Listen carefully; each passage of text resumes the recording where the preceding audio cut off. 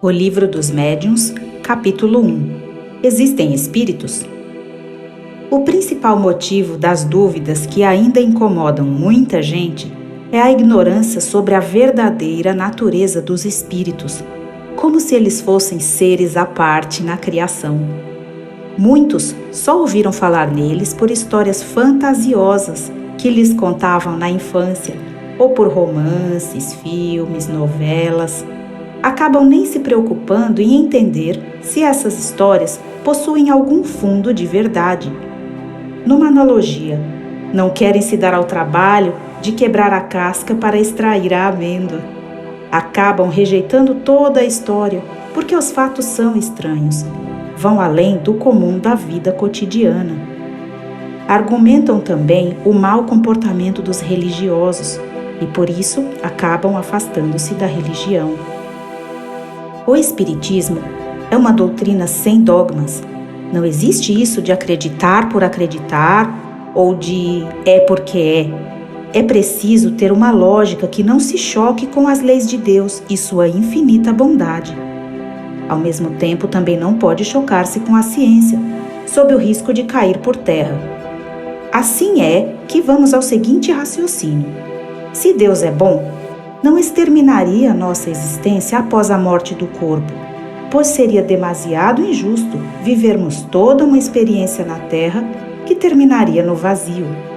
Assim, assumimos que a vida continua após a morte, num plano ou dimensão diferente dessa em que nos encontramos.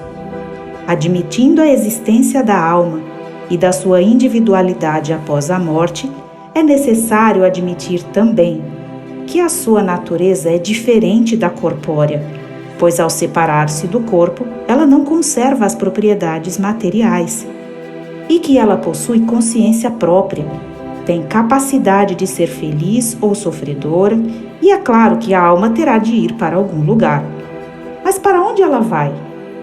O que é feito dela? Segundo a crença comum, ela vai para o céu ou para o inferno. Mas onde estão o céu e o inferno? Dizia-se antigamente que o céu estava no alto e o inferno embaixo.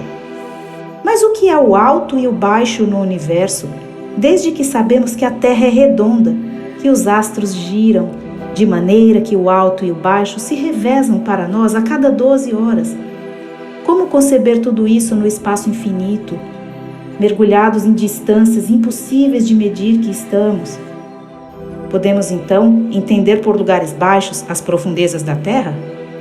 Mas hoje, elas já foram devassadas, mapeadas com escavações geológicas e 1000 outras técnicas.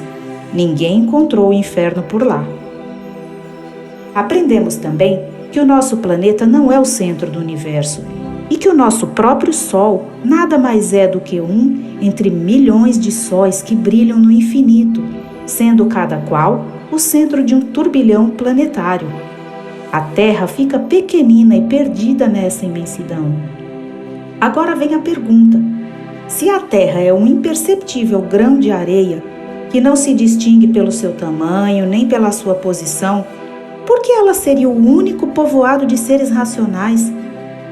A razão se recusa a admitir essa inutilidade do infinito, se só a Terra fosse habitada, e tudo nos diz que os demais planetas também são habitados.